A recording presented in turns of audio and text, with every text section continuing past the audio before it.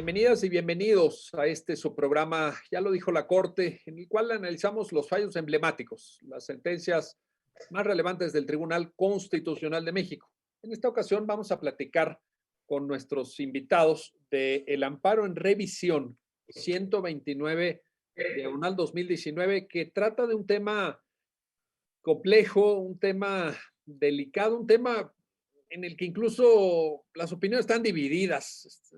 Es un tema que polariza a veces a la opinión pública. Me refiero a la maternidad subrogada, ya a la regulación que específicamente se dio en una entidad federativa del país, de la República Mexicana, ya nos lo platicarán nuestros invitados, que pues dio lugar a un conjunto de impugnaciones, a un conjunto de pronunciamientos jurisdiccionales en este tema. Y para entender el alcance de la sentencia, le doy la bienvenida al programa a Guillermo Pablo López Andrade. Guillermo, bienvenido, allá lo dijo la Corte. Gracias, muy amable por la invitación. Al contrario, y a ti por participar. Y le doy la bienvenida también a Marisol Murguía. Marisol, bienvenida a tu programa, ya lo dijo la Corte. Gracias, doctor, por la invitación. Oye, y empezamos contigo, Marisol. Te quería pedir que fueras tan amable de ayudarnos a entender cómo es que surge el caso, cómo es que el caso llega, pues, en primer lugar, al conocimiento del Poder Judicial de la Federación y cómo es que con posterioridad es también objeto de conocimiento por parte de nuestra Suprema Corte de Justicia de la Nación. Marisol, por favor. Sí, claro. En este caso, una persona moral que tiene como objeto la prestación de servicios en el área de técnicas de reproducción asistida y tratamientos de infertilidad, promovió juicio de amparo en contra de un decreto por el que se adicionó el capítulo cuarto bis, denominado de la gestación sustituta y subrogada, al Código Civil del Estado de Tabasco, toda vez que consideró que se vulneraban los derechos a la seguridad jurídica, a la libertad de trabajo y comercio, a la igualdad de no discriminación, a la procreación, al acceso a la jurisdicción y al principio de retroactividad. El juez de distrito que conoció del asunto determinó sobreseer, ya que consideró que se actualizaba la fracción 12 del artículo 61 de la ley de amparo, pues consideró que la empresa no tenía interés para impugnar la norma, ya que no existía un acto concreto de aplicación. En contra de esto, la empresa quejosa promovió recurso de revisión y por su parte el Congreso local promovió revisión adhesiva. Posteriormente, el Tribunal Colegiado del Conocimiento determinó levantar el sobreseimiento, ya que consideró que la norma, desde el inicio de su vigencia, sí impactaba en la esfera jurídica de la empresa quejosa, ya que desde que inició su vigencia se le prohibió participar en los contratos de maternidad sustituta y subrogada, y por otra parte determinó que el recurso de revisión era infundado y finalmente solicitó a la Suprema Corte que resumiera su competencia originaria para conocer del asunto. Y ya posteriormente la primera sala discutió la solicitud de resunción y determinó resumir su competencia originaria para resolver el recurso de revisión. Y así sería como llegó a la Corte. Correcto, muchas gracias, gracias Marisol. Y ahora voy contigo, Guillermo, para plantearte, bueno, pues obviamente, como lo decíamos, se trata de un tema difícil, un tema complicado, pero pues antes de entrar a estas dificultades, hay un aspecto técnico que ahorita Marisol mencionaba y que sobre el cual también te quiero plantear, que es esto de que consideró el juez de distrito incluso, ¿verdad?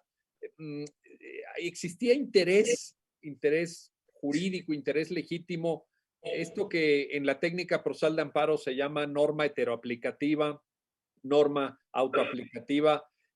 Esa primera parte, Guillermo, que bueno, pues es indispensable atenderla, obviamente, en función de que podamos comprender mejor el asunto. Te pido un comentario sobre eso, Guillermo, por favor. Sí, doctor, con todo gusto. Desde luego, resulta debatible para muchas personas el que una empresa moral, en este caso, dedicada a brindar asistencia, apoyo en estos temas tan delicados, tenga interés para combatir un decreto por su sola entrada en vigor. Y es debatible porque la regulación cuestionada abarca distintos temas, abarca algunos aspectos de filiación, por ejemplo, de los menores que nazcan a partir de estas técnicas de reproducción asistida, contemplaba también temas de prohibición de agencias, despachos o de cualquier tercero en este tipo de contratos de gestación subrogada, y había otros tantos temas. Lo cierto es que el tribunal colegiado, al revisar los argumentos en contra del sobreseimiento decretado por el juez, estima, sobre todo en esta vertiente de una empresa que ya viene operando, que ya viene brindando este tipo de servicios, que inclusive participa en los contratos, sí se ve afectada particularmente por esta prohibición que estableció esta reforma al Código Civil del Estado de Tabasco de participar en este tipo de asuntos. Y lo que es interesante, doctor, es que el tribunal colegiado, digamos, no complicó tanto su fallo, sino que llega a la conclusión general de que puede tener interés tanto jurídico como legítimo, lo cual, bueno, es una manera de salvar de manera global y finalmente decir sí tiene interés. Jurídico un poco podría el colegiado haberse referido a esta cuestión del impacto que podía tener de manera inmediata ese decreto de reformas en el ámbito de operación comercial de la empresa y, pues bueno, también legítimo como parte de una colectividad que finalmente pues está interesada en que este tipo de asuntos se regulen de la mejor forma. Finalmente, el tribunal colegiado no entra en tantos detalles, se queda en esa parte y es algo que debo reconocer que a nosotros nos complicó un poco porque ya no podíamos nosotros entrar a un estudio para variar esa decisión. Esa ya era una cuestión cerrada, ya la litis estaba fijada en ese sentido, no encontrábamos un motivo diferente para desconocer el interés y tampoco para a lo mejor haber analizado el interés individualizado respecto de cada artículo.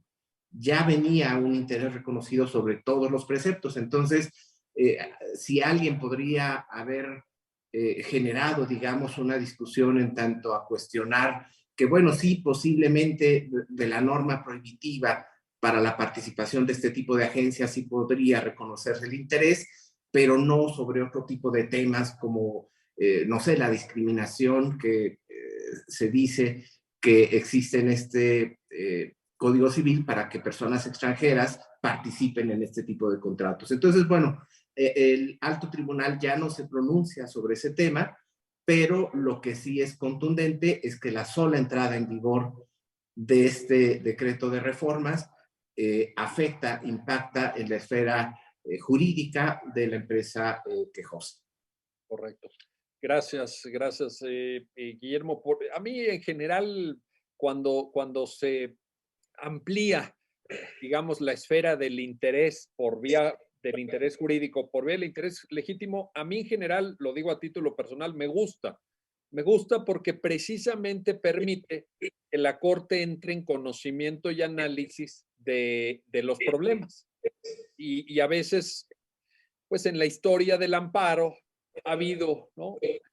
Criterios más restrictivos que impedían que asuntos llegaran a conocimiento del Poder Judicial Federal.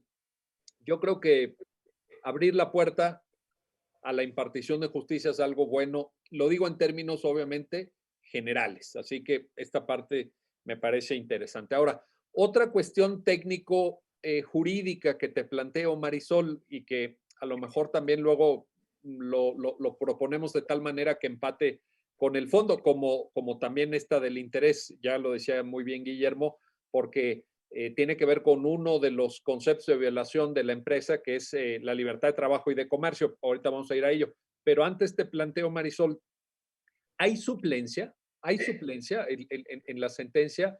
Se menciona por la Corte, pero te pido que lo expliques para el público del programa. No, en este caso se estima que el asunto es de estricto derecho y por lo tanto no aplica la suplencia de la queja, ya que se trata de una persona moral que finalmente sí impactan, estas normas impactan en personas físicas, pero ahora se está resolviendo únicamente respecto a la persona moral.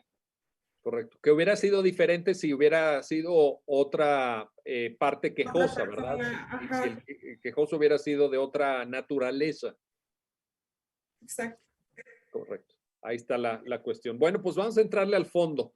Vamos a entrarle ya al fondo a los conceptos de violación. Y el primero que quisiera plantear, y ahí es donde decía yo, quizá ya pues tiene que ver con esto del interés, es la libertad de trabajo, industria y comercio, el famoso artículo 5º de la Constitución mexicana. Y entonces la empresa dice, oigan, pues es que con esta prohibición del Código Civil de Tabasco a mí me dejan fuera. Ya no tengo yo posibilidad ninguna. Y bueno, pues eso me priva de mis ingresos, me priva de mi trabajo, porque pues esta empresa se dedicaba un poco a eso, ¿verdad? Entonces, pues voy contigo de regreso, Guillermo, para plantearte y preguntarte más bien para preguntarte qué fue lo que la Corte resuelve en este tipo de cuestiones. Libertad de trabajo, industria y comercio, artículo 5º. ¿Qué dice la sentencia, Guillermo, por favor? Sí, doctor. Bueno, en este rubro, afín a la libertad de comercio y de trabajo, desde luego se advierte que la norma contenía una prohibición absoluta. Esto es, en términos coloquiales, no había ninguna posibilidad de que una agencia, despacho o tercero participara en estos contratos de gestación subrogada, asistiendo a los padres contratantes, a la madre gestante, y los dejaba totalmente fuera de, vamos, inclusive con la posibilidad de enfrentar la nulidad de los respectivos contratos. Y esto es interesante porque desde la exposición de motivos del decreto, que sustenta el decreto, el legislador local manifestó una preocupación por el día a día de estos contratos. Precisamente la falta de regulación ha sido uno de los principales problemas que enfrentan quienes quieren sujetarse a este tipo de técnicas, y las razones pueden ser diversas, temas de infertilidad, hemos tenido casos también de parejas del mismo sexo que desean también apoyarse en estas técnicas para poder tener el derecho a tener una hija, un hijo. Y por supuesto, el problema, me parece no nada más nacional, sino internacional, ha sido la cuestión, pues llamémoslo así, económica, el tema de la comercialización, tanto del vientre materno como pues del producto de la gestación. Entonces, son temas, doctor, lo comentabas al inicio, muy debatidos, muy complicados, pero lo cierto es que sí, el proyecto, y esto lo hace de manera inicial, reconoce el derecho a que las personas acudan a estas técnicas de reproducción asistida. Esa me parece que es una cuestión fundamental, porque aunque aquí acude una empresa moral, lo primero que habría que decidir era si resultaba lícito el objeto de este tipo de contratos. Y aquí algo interesante que ya comentaba la licenciada Marisol Murguía es que en efecto es un asunto de estricto derecho y que enfrentábamos nosotros también la duda de si el Congreso local tenía o no competencia para regular estos temas, inclusive este tipo de contratos. Y este tema previo, que quizás me desvío un poco de tu pregunta, pero me parece fundamental, debo mencionarlo porque la doctrina de la Corte sobre estos temas de gestación subrogada se ha venido guiando, digamos, en tres vertientes. La primera, hablamos de una acción de inconstitucionalidad que presentó la entonces Procuraduría General de la República en contra del mismo decreto, pero cuestionando la competencia local para legislar este tipo de temas, de contratos. Ese asunto, de hecho, se resolvió pues un día previo y en una sesión también concurrente con este asunto, Y fue interesante que el Tribunal Pleno decidió, digamos, segmentar el análisis de las normas para diferenciar aquellas que sí regulaban de manera específica cuestiones de salud, competencia exclusiva del Congreso de la Federación, y aquellas referidas a temas de filiación o, en este caso, de acuerdos de voluntades relacionados con este tipo de contratos. Otra vertiente que se ha venido examinando es precisamente la de amparos. Nos han tocado amparos en revisión promovidos por, sobre todo, madres, padres gestantes, por ambos. Y bueno, en algunos momentos ya inclusive se ha sumado el menor nacido a partir de estas técnicas de reproducción. Esas son dos líneas, digamos, paralelas a este asunto en concreto.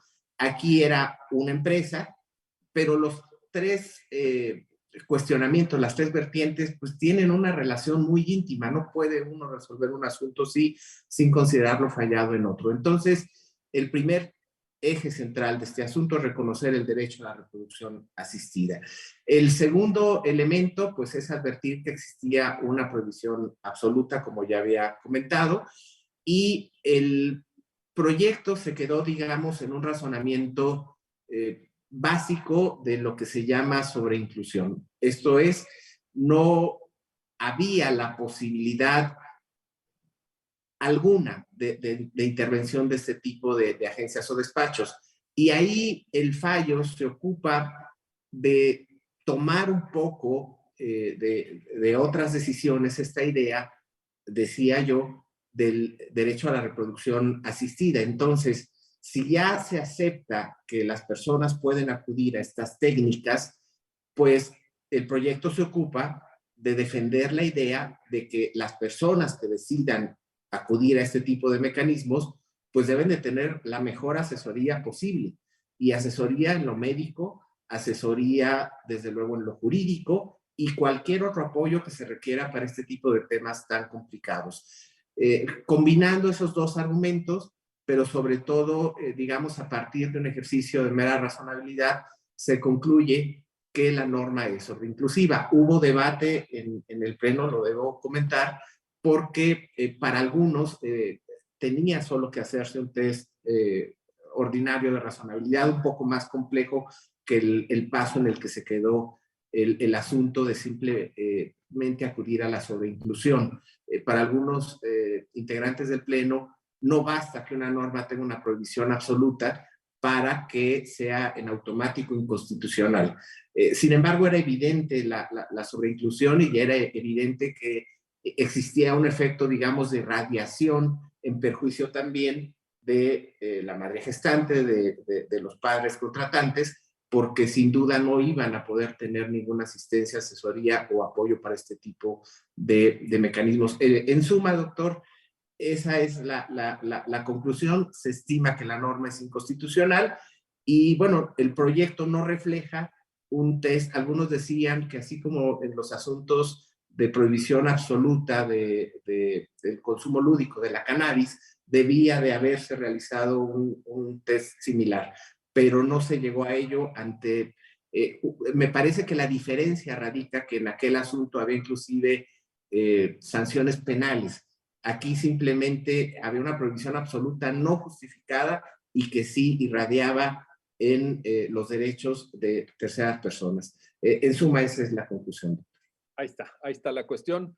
Gracias, Guillermo. Y bueno, vamos a hacer una pausa, no se vayan, regresamos enseguida para continuar en este análisis, en esta conversación sobre la sentencia que resuelve el amparo en revisión 129 diagonal 2019 y la problemática de estas técnicas de reproducción asistida, entre las que se encuentra la maternidad subrogada. Sobre esto vamos a seguir platicando con nuestros invitados en muy breves minutos. No se vayan. Regresamos enseguida. Ya estamos de vuelta, ya estamos de regreso en su programa, ya lo dijo la Corte, para seguir conversando con nuestros invitados sobre este amparo en revisión 129, diagonal 2019. Quiero ahora regresar contigo, Marisol Murguía, para plantearte esto. Evidentemente, ya lo exponía con mucha claridad Guillermo, el concepto de violación que plantea la empresa en el sentido de que parte de este decreto de modificación al Código Civil del Estado de Tabasco implica una violación de su libertad de trabajo, industria y comercio, pues tiene que ver con el fondo. Tiene que ver con el fondo, con la idea de que en términos de reproducción humana, pues alejemos a las empresas, porque las empresas persiguen una lógica mercantil, una lógica de obtener beneficios, pues para eso existen las empresas, ¿verdad? Entonces parecería que esto va en contra de principios como la libertad, como pues un ejercicio personalísimo de derechos reproductivos, etcétera. Y ahí viene la crítica, ¿no? Que se ha hecho de maternidad subrogada, por ejemplo, en el sentido de decir, esto comercializa, objetiviza, cosifica el cuerpo de las mujeres, su potencia reproductora. Un comentario sobre eso, Marisol, por favor. Sí, exacto. Como decía el maestro, la exposición de motivos refería que, pues justamente estas normas se crearon para evitar pues cierto tipo de comercialización de los menores, sobre todo en el tema de las personas extranjeras, que también es uno de los conceptos de violación que plantea la quejosa, ya que no se permite que personas extranjeras sean parte de estos contratos. Sin embargo, pues como menciona la sentencia, pues esto forma parte de la esfera más íntima de los contratantes, ya sea padre, madre o padres, o padres homoparentales, y pues justamente en otros conceptos de violación se impugna también que estos contratos tengan que ser suscritos ante notario público. Sin embargo, pues se concluye que justamente esto se hace para salvaguardar el interés superior del menor y evitar este tipo de casos de comercialización o de abuso a las madres gestantes. Ahora, el hecho de que, por ejemplo, el argumento que la sentencia da, lo que exponía Guillermo, de que la norma es sobreinclusiva en esta prohibición y que por tanto puede haber aspectos de asesoría, que la empresa preste pues asesoría, orientación, incluso una guía para quienes quieran optar por esta técnica de reproducción asistida, nos abre la posibilidad de que se aleje a las empresas de cuestiones más vinculadas con esto que tú mencionas, ¿no? Con esta esfera íntima, ya personalísima, pero que en otros aspectos sí pudiera haber una participación, ¿no? ¿Compartes Sí. este criterio, Marisol? Sí, justamente en la sentencia se refiere también que ni siquiera se dan algún tipo de probabilidades o casos en los que las empresas puedan participar, sino que simplemente esta restricción es absoluta y justamente por eso se estima fundado este concepto de violación. Correcto, ahí está la cuestión. Bueno, regreso contigo, Guillermo, para plantearte el que me parece que es otro gran aspecto fundamental en el razonamiento jurídico que la Corte desarrolla en la sentencia, que tiene que ver con la no discriminación. Porque ya Marisol apuntaba, y así figura desde la demanda, ¿verdad?, planteado por la empresa, que el hecho de excluir a parejas extranjeras, vaya, personas no mexicanas, podía constituir un motivo de discriminación. Te pido un análisis y comentario sobre este aspecto puntual de la sentencia, Guillermo, para entender qué fue lo que la Corte resolvió en este punto. Claro, doctor. Bien, sobre el tema del argumento de discriminación de la norma contenida en el Código Civil de Tabasco que prohíbe que participen en estos contratos de gestación subrogada personas extranjeras con cualquier carácter, esto es como madre, padre gestante, en fin, resultaba primero un poco complicado el estudiar de manera directa el aspecto de la discriminación de una persona física, porque nuevamente hay que recordar que quien viene es una persona moral. Sin embargo, el proyecto lo hace de manera breve, pero sí destaca otra vez ese efecto de irradiación que tiene, digamos, la cuestión de discriminar a personas extranjeras sobre la libertad de comercio. Se decía durante la discusión del Tribunal Pleno que esto básicamente tenía el efecto de obligar a que la empresa discriminara. Esto es interesante porque no al menos su servidor tenía tenido un asunto de este tipo, donde es una empresa moral, pero se obliga a la empresa moral a discriminar a extranjeros.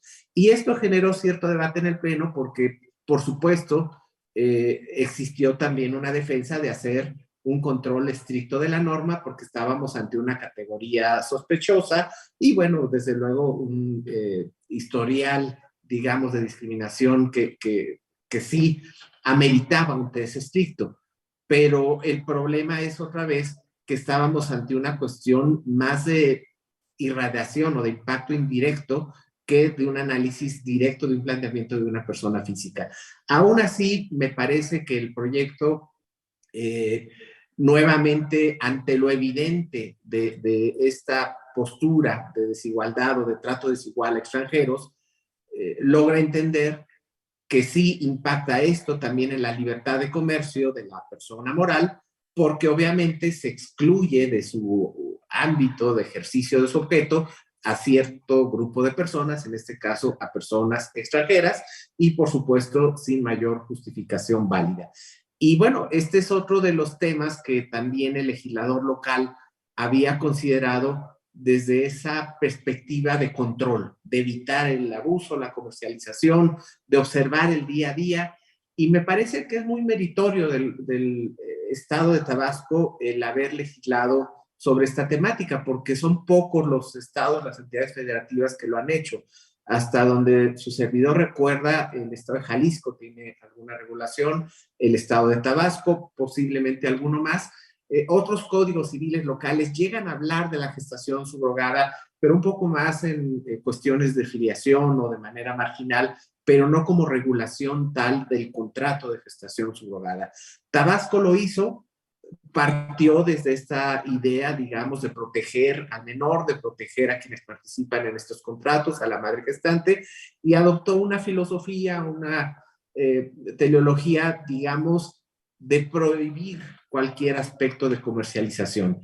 Lo que el fallo ayuda, digamos, es en el sentido de decir, bueno, hay cuestiones que sí fueron excesivas en esa regulación. Ahora, esto me parece es un fallo importante, pero es un primer fallo, porque esto no impide que otros estados regulen el contrato de gestación y bueno, a lo mejor habrá algunas legislaturas que establezcan algunos candados, digamos, a la participación de agencias, de despachos para solamente asistir en algunos temas o quizás habrá alguna regulación en la cuestión económica, sea prohibitiva o simplemente, digamos, con algún control. Y en este caso también de la participación, digamos, de personas extranjeras, pues podrá ocurrir que también exista alguna regulación, algunas condiciones, en fin, todo esto queda todavía abierto para estudio. Lo que ahorita era evidente era una norma que abiertamente y sin mayor justificación discriminaba a personas extranjeras ante una cláusula evidente, digamos, de prohibición de este trato desigual. No había otra solución que declarar la inconstitucionalidad de la norma. Y me parece también, pues creo que bastante interesante el hecho decías, doctor, la cuestión de la suplencia. En este tema no pudimos ver el aspecto competencial porque era de control estricto y fue una cuestión que se dejó fuera. Pero finalmente, pues tu servidor concluiría en esta idea de que hay espacio para que los estados regulen y de hecho es necesario. En el caso de la Ciudad de México, por ejemplo, no existe legislación al respecto y hay varios amparos donde se ha venido complicando la solución de los temas, de los casos, precisamente porque no hay regulación. Entonces creo que es mejor que exista regulación y que ésta se vaya sometiendo a escrutinio y poco a poco se vayan purificando las normas aplicables a estos temas. Sí, y ahí también es interesante porque en esto que subrayas, Guillermo, de que finalmente el punto de partida es un amparo que presenta una persona moral, pues también hace que el tema de la no discriminación hacia personas no mexicanas, digamos extranjeras, pues se tenga que abordar colateralmente, porque hubiera sido diferente que hubiera venido una persona extranjera, ¿verdad? Y lo hubiera planteado. Entonces también ahí finalmente tampoco el caso permitía, digamos, un planteamiento, aunque se llega a la conclusión correcta de que es discriminatoria la norma, como lo es, ¿eh? A mí me parece indudablemente que lo es, pero ese arranque, ese inicio de quién es el quejoso, pues de alguna forma también ahí viene la condición, pero me parece que la conclusión es inequívoca. Vamos ahora contigo, Marisol, vamos de regreso contigo porque te quiero plantear otro tema que también aparece, que es que en esta regulación del estado de Tabasco se da participación, por un lado, a un notario, a quien ejerce el notariado, y luego hay una segunda figura, digamos, validadora del contrato o que da de alguna forma el visto bueno o que supervisa, ¿no? En términos muy generales, que es un juez. Entonces la empresa plantea que en esta lógica parece que hay una violación de acceso a la justicia. Parece que la empresa dice, oigan, a ver, espérenme, ¿no? Pues es que me estás obligando a ir ante un notario y el notario tiene que participar en la configuración y en la solemnidad del contrato, y ya que tenga yo resuelto el tema del notario, me tengo que ir ante la jurisdicción. Entonces, ¿ahí qué pasa, Marisol? Cuéntanos esa parte de la sentencia, por favor. Justamente la empresa quejosa cuestionaba que este requisito era innecesario, pues si finalmente ya iba a asistir con el juez, pues ya no tendría por qué, en principio, ir con el notario. Sin embargo, se determinó que esto era, bueno, se hizo un test de proporcionalidad ordinario y se determinó que cumplía con todas las gradas del test, pues finalmente esto no le causaba ningún perjuicio, sino por el contrario, salvaguardaba el interés superior del menor. Y por otra parte, pues también se evitaba que, por ejemplo, que la madre gestante, pues sí lo hiciera bajo su voluntad, que no existieran como otro tipo de irregularidades y que, por ejemplo, también como existe maternidad subrogada y maternidad sustituta, en el tema de la maternidad subrogada, la madre gestante aporta material genético y en la sustituta, los padres contratantes son los que aportan material genético. Entonces, en el caso de la subrogada, también está la figura de la adopción plena, ya que existe el lazo consanguíneo entre la madre gestante y el producto de la técnica de reproducción asistida. Entonces, todo esto también pues, se tenía que estar bien regulado en el contrato, por lo que se consideró que, pues, en lugar de perjudicarle, le beneficiaba el hecho de que pasara antes por un notario para validar este contrato. Oye, qué bueno que mencionas esto, Marisol, porque en realidad aquí estamos hablando, digamos, ayúdanos a entender esta parte. El concepto general sería técnicas de reproducción asistida, ¿no? Sí, eso implica, por ejemplo, también fertilización in vitro, técnicas, otro tipo de técnicas, y dentro de ahí está la maternidad subrogada y la sustituta, que también derivan justamente de la fecundación homóloga y heteróloga. En la homóloga, ambos gametos son de los padres contratantes, o puede que nada más sea un padre contratante y la otra célula sea a lo mejor de un banco y se implanta en la madre gestante. Pero hay otra que es la heteróloga, en la que uno de los gametos es aportado por un tercero y el otro por la madre gestante. Entonces aquí es donde se da el lazo de consanguinidad entre el producto y la madre gestante, que únicamente se encarga de gestar y finalmente no tiene ninguna obligación. Oye, esta diferencia es muy importante, y creo que también refleja, por ahí ya ustedes lo explicaron hace unos minutos, la diferente problemática que antecede al uso de estas técnicas. Es decir, ¿por qué las personas acuden a estas técnicas? Pues en algunos casos será porque algún integrante de una pareja de pronto pueda tener problemas de fertilidad, en otro caso pueden ser los dos. Hay una variedad ahí, ahora sí que la experiencia en la práctica hace esto muy variable, y la diferenciación que nos acabas de exponer, Marisol, da mucha claridad en eso, porque es difícil plantear todo el conjunto de hipótesis, ¿no? De hecho, recientemente la sala determinó ejercer su facultad de atracción en un asunto en donde la madre gestante y la madre contratante, ninguna de las dos aportó material genético, sino que el embrión se hizo una adopción de embriones y esa maternidad se denomina subrogación parcial, en la que ninguna de las dos partes aporta material genético. Es decir, que lo que fue objeto de contrato fue el propio material genético, digamos, y luego otro contrato para la gestación. ¿Es correcto esto? Sí, bueno, existen otras empresas en donde puedes hacer la adopción de este tipo de células, ya sea de la masculina femenina o incluso del embrión ya formado, y posteriormente pues sería el contrato ya para la implantación en la madre gestante. Ok, correcto. Ahí está, ahí está. Entonces, nada más para concluir, Marisol, para confirmar, ya lo dijiste, pero entonces, en este argumento, en este concepto de violación, la Corte le dice a la empresa, no tienes razón, no se está violando tu derecho de acceso a la jurisdicción por el hecho de que tengas que ir antes al notario. Esa sería la conclusión de este punto, ¿verdad? Sí, exacto, ya que pues finalmente lo que ahorita tiene más peso es el interés superior del menor que es el producto del contrato. Correcto, ahí está la cuestión.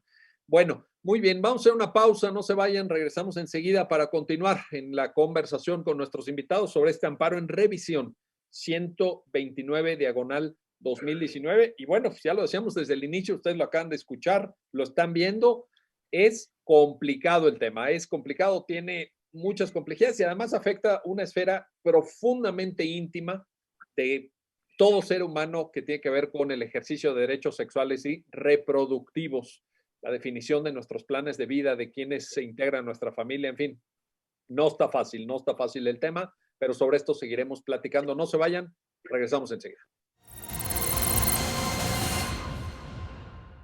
Ya estamos de vuelta, ya estamos de regreso en su programa, ya lo dijo la Corte, para continuar en la conversación con nuestros invitados sobre este amparo en revisión 129 diagonal 2019. Y quiero ahora regresar contigo, Guillermo López Andrade, para plantearte otro concepto de violación que la empresa también pues plantea y lo pone en la demanda, Amparo, que tiene que ver con la retroactividad.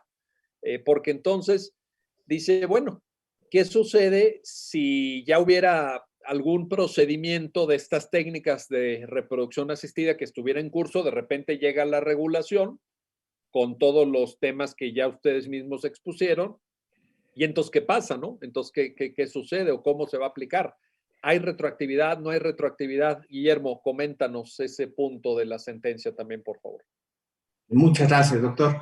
Desde luego, una preocupación de la empresa quejosa y me imagino, por supuesto, también de las personas que habían sido asesoradas por esta empresa, pues es qué iba a ocurrir con aquellos contratos que ya estaban firmados, porque había contratos ya suscritos y bueno, además en ejecución, contratos ya, digamos, con asesoría brindada, con técnicas de reproducción asistida en curso o inclusive concluidas. Y bueno, esa era una de las preocupaciones de la empresa quejosa, pero por supuesto, bueno, también el que la misma ya estaba constituida, ya tenía un objeto y pues en adelante ya no iba a poder prestar este tipo de servicios. Desde luego el núcleo considerando se da sobre la primera cuestión, esto es qué va a pasar sobre estos contratos que ya se habían firmado. Y bueno, el proyecto en este caso hace un esfuerzo simplemente para aclarar que el análisis de todo el decreto lleva a la conclusión de que no existe alguna medida expresa o implícita dirigida a los contratos ya suscritos. Esto es, el decreto podría considerarse como aplicable hacia el futuro y se adiciona a ello una consideración en el sentido de que también la propia legislación local establece esta máxima de que los contratos se rigen por la ley vigente en el momento en el que fueron suscritos. Entonces, bajo esas dos argumentaciones, el proyecto da respuesta a este planteamiento de la empresa quejosa y bueno, este es uno de los temas que deriva en avalar la constitucionalidad de la norma, como en el caso del tema pasado, muy interesante,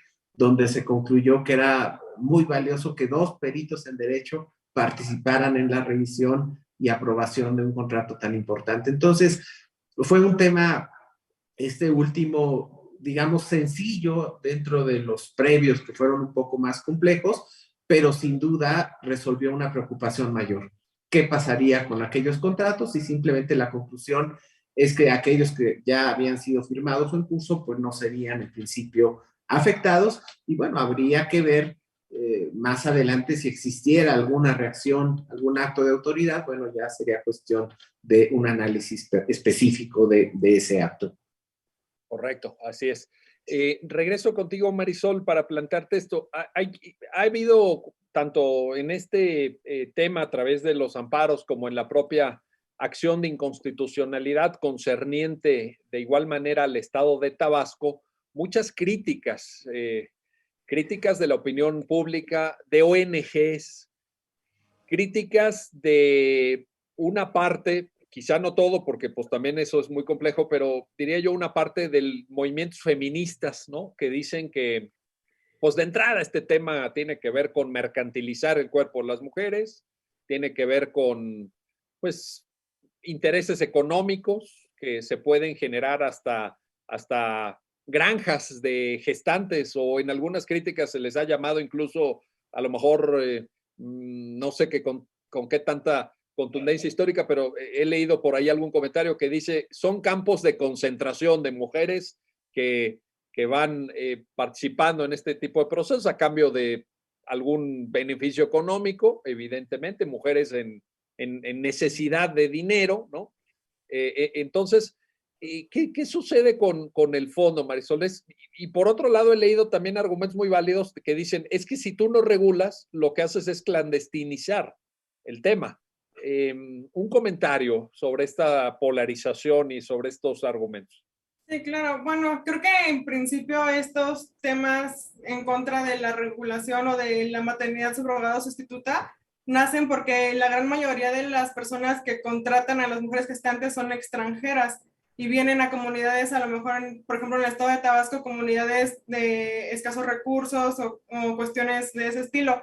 Pero finalmente también en la actualidad, pues esta regulación ha permitido que se eviten este tipo de abusos a las madres gestantes, porque incluso en estos contratos que nos ha tocado ver, se especifica pues que toda la atención médica que tiene que tener la madre gestante, no solamente es embarazarse y pues ya, sino que se le tiene que dar atención médica todo durante e incluso posterior al nacimiento del niño, así como el pago que la madre haya aceptado por llevar el embrión en su vientre. Y incluso se especifica en que en dado caso de que el parto se complique o que tenga que pasar como una cirugía o algo mayor, pues los padres contratantes se tienen que hacer cargo de todos los costos hospitalarios e incluso posteriores al parto. Entonces, pues yo creo que con esta regulación y más los criterios que ha emitido la Corte, pues al contrario de crear, como dicen, granjas de madres gestantes, se está evitando esto, porque pues finalmente, como comentamos, se tiene que regular ante el notario público y posteriormente ante un juez que tiene que ver que todo haya sido pues lícitamente y que haya sido con la voluntad de ambas partes. Entonces, pues yo creo que es un gran paso para que también para los derechos reproductivos de los padres contratantes, tanto como para el derecho de la madre gestante a decidir lo que quiere realizar con su cuerpo. De hecho, estaba yo buscando porque creo recordar, Marisol, seguramente tú lo tienes más presente, que en esta regulación incluso se exige que exista un seguro médico para la madre gestante, ¿no? Creo recordar que por ahí se menciona la necesidad de otorgar un seguro médico para cubrir cualquier tipo de gastos o eventualidades. Sí, bueno, puede ser también, creo que ya como tal seguro médico o simplemente que los padres en el contrato se obliguen a cubrir cualquier tipo de, o sea, ya si es riesgoso, si es como parto prematuro, incluso de si hay abortos, obviamente que no hayan sido provocados por la madre gestante, porque en esos casos pues ya sería responsabilidad para la gestante si ella se provocó el aborto, pero en casos en que hayan sido como aborto espontáneo y todo eso, pues también ellos tienen que cubrir todos estos gastos. Correcto, ahí está la cuestión. Ahora, en relación a esto, te planteo, Guillermo, hay en la misma lógica que estaba exponiendo Marisol, hay quienes dicen que todo el tema de maternidad subrogada debe estar excluido de cualquier tipo de regulación, dado que no es un derecho. Digamos, quienes critican esto dicen, es que no puedes pensar en términos de derecho de reproducirte sobre el cuerpo de otra persona a través de un intercambio económico.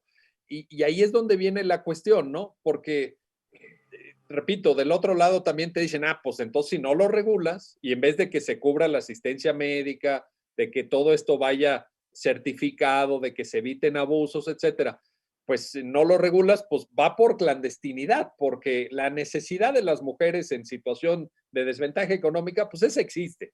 Vaya, no podemos negar que en México hay pobreza y hay mujeres que viven en la pobreza y esa pobreza las hace vulnerables. Entonces llega alguien, pues adinerado, llega alguien con recursos, dice, oiga, mire, pues tanto, ¿verdad? Parece un dilema difícil de resolver, pero me gustaría también que nos compartas un comentario al respecto, Guillermo. Con todo gusto, doctor. Bueno, primero partir del hecho de que muchas naciones han prohibido este tipo de técnicas de manera absoluta y eso responde quizás a los riesgos, a temas quizás de orden cultural, ideología, pero sobre todo, pues máxima protección de cualquier menor que pudiera nacer a partir de estas técnicas de las madres gestantes. Es una postura extrema de prohibición absoluta. Hay otros países que lo que han legislado es un escenario en el cual es permitida la gestación subrogada, pero ausente de cualquier componente económico. Claro. Esto es, bueno, sí, por supuesto, protegiendo la salud, como lo mencionabas, el tema de la póliza de seguro de gastos, que por ejemplo aquí en Tabasco sí se contempló, pero estos países, otro grupo de países dicen, bueno, sí lo voy a permitir, tengo que aceptar que esto está ocurriendo, pero lo que no voy a aceptar es la comercialización ni de vientre, ni digamos, de menores, por decirlo coloquialmente. Entonces, ese es un segundo grupo que ha emitido cierta regulación y bueno, para que esta regulación sea eficaz, pues tiene que venir acompañada también de aspectos punitivos en lo administrativo o en lo penal, porque si vas a establecer, y creo que esto se da en los dos grupos de países que al momento he comentado, si vas a prohibir algo, pues vienen consecuencias. Y bueno, ahí también habrá que pensar, pues hasta dónde una madre gestante, decía Marisol, que ella decide someterse a este tipo de técnicas para pues apoyar a otra madre que a lo mejor no tiene la posibilidad de tener hijos, pues bueno, no nada más existen los riesgos vinculados con estas cuestiones, sino que además va a enfrentar una sanción. Entonces, es un tema también delicado. Y hay otro tipo de naciones, digamos, que ya van un paso adelante aceptando estas técnicas, aceptando que puede haber algún componente económico, pero con cierto control, con cierta supervisión, y como bien lo decías hace rato, doctor, pues para evitar que se den estas cuestiones ya abusivas de granjas y de cuestiones ya muy complejas, donde realmente se pierde el núcleo de este tipo de asuntos, que es el derecho a la reproducción, pero no visto como un tema totalmente comercial. Me parece a mí que el problema que estamos enfrentando en nuestro país, primero, pues es que no tenemos una legislación a nivel federal en materia de salud que de manera puntual toque estos temas. Entonces, yo creo que lo primero será adoptar una postura desde un enfoque de salud y bueno, de los derechos también de los menores. Y bueno, el problema es que lo que ha ocurrido es que primero están surgiendo estas legislaciones locales enfocadas a los contratos, enfocadas a ciertos temas, sí buscan proteger algunas cuestiones. Tabasco, por ejemplo, tiene algunos rangos de edad que se han analizado en otros asuntos. Hay muchos componentes. Me parece a mí que lo necesario sería que sí se legisle tanto en el ámbito federal como en el ámbito local, pero previa consulta con todos los sectores interesados, y eso me parece, tomando en cuenta sí algunos de los fallos que ha emitido el alto tribunal, pero sobre todo consultando a quienes más tengan expertise en estos temas, y eso lleve a la mejor regulación posible y desde luego se someta posteriormente a escrutinio. Lo que hemos enfrentado es a la inversa. Primero casos concretos, atender al día a día, y eso, bueno, resulta un poco complicado, va delineando doctrina, pero lo ideal es partir primero de una legislación de salud y de ahí derivar la legislación que pueda regular este tipo de contratos. Pues como en tantos otros temas, yo creo que esto también representa, Guillermo, en el comentario que nos haces favor de compartir, un llamado de atención al legislador. Es decir, en esto, pues también quizá los tribunales en la resolución de asuntos puntuales no tengan la capacidad de ofrecer todas las respuestas que se requieren en una temática tan compleja, sino que necesariamente se tenga que involucrar a otros órganos del Estado mexicano y específicamente en el contexto de tu comentario, pues al legislador representante popular que también tiene que fijar directrices y que a lo mejor en una regulación de orden más general, pues evitaría esta experimentación, entre comillas lo digo, de la regulación a nivel de entidades federativas y tal vez fijar una política de Estado en este tema que lo requiere, dada su complejidad. Ahora, te planteo también, Marisol, el tema que Guillermo, pues creo que de manera muy puntual nos pone a consideración de las sanciones. Es decir, tenemos que hacernos cargo que prohibir implica también sancionar. Y puedes tú sancionar, por ejemplo, estaba pensando, escuchando a Guillermo, pensaba que, bueno, tal vez una nulidad de contrato, tal vez alguna sanción civil de responsabilidad para quienes suscriban este tipo de documentos, tal vez a lo mejor pues hasta llegar a sanciones penales, pero ahí ¿qué sucede? Porque ¿quién estaría dispuesto a mandar a la cárcel a una mujer que se presta para una gestación subrogada? Me parece muy complicado de defender ese punto de vista punitivo, vaya.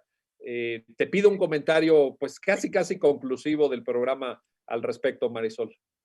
Sí, claro, a mí también me parecería muy difícil llegar hasta una pena porque pues finalmente la madre gestante está ejerciendo también su derecho a la libertad para hacer lo que ella decida con su cuerpo, y por otra parte los contratantes pues también, como se ha dicho, ejercen con ellos su derecho a la procreación. Entonces pues se tendría que ahí ponderar cuál derecho está superior al otro para determinar si es susceptible de una sanción penal.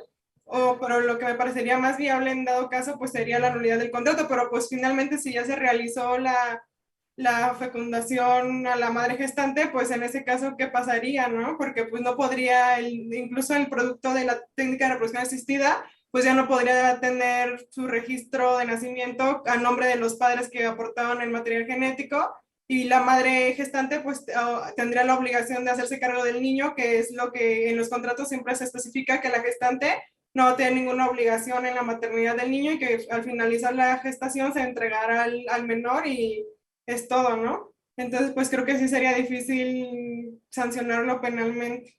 Entonces la consecuencia, pues necesariamente es negativa, porque también en esto que tú dices, por ejemplo, la mujer gestante, la persona gestante o la mujer gestante, la madre, pues en todo caso, pues lo hace bajo la idea, bajo el supuesto de que cuando sobrevenga el alumbramiento, pues se entrega al niño, ¿verdad? O a la niña. De hecho, en la mayoría de los contratos que hemos visto, pues ahí se precisa que incluso no se va a mencionar en el acta de nacimiento que ella fue la madre gestante, sino que simplemente los papás fueron los contratantes y ella no tiene ningún tipo de obligación. Incluso en algunos, pues si llega a fallecer en los contratantes, pues también se ha quedado ahí, pues qué va a pasar con el menor, pues se entregaría en dado caso a la familia de los contratantes, porque pues ella también no puede ser obligada a ejercer con la maternidad que ella no desea. Bueno, pues ahí está. No está fácil el tema, pero bueno, ya hoy, con estas precisiones que ustedes nos hicieron favor de compartir, creo que queda ya un poquito más claro y se tendrá que seguir discutiendo. Ustedes mismos ya lo apuntaban. Esto probablemente marque el inicio de una discusión que como país tendremos que abordar en algún momento y le tendremos que abordar con el máximo respeto a los derechos de todos y de todas las personas involucradas. Así que muchísimas gracias, Marisol Murguía, Guillermo López Andrade. Gracias a ambos por ayudarnos a entender esta sentencia y gracias a usted que hace posible su programa Ya lo dijo la Corte, en el cual analizamos los pronunciamientos más relevantes del Tribunal Constitucional de México. Hasta pronto.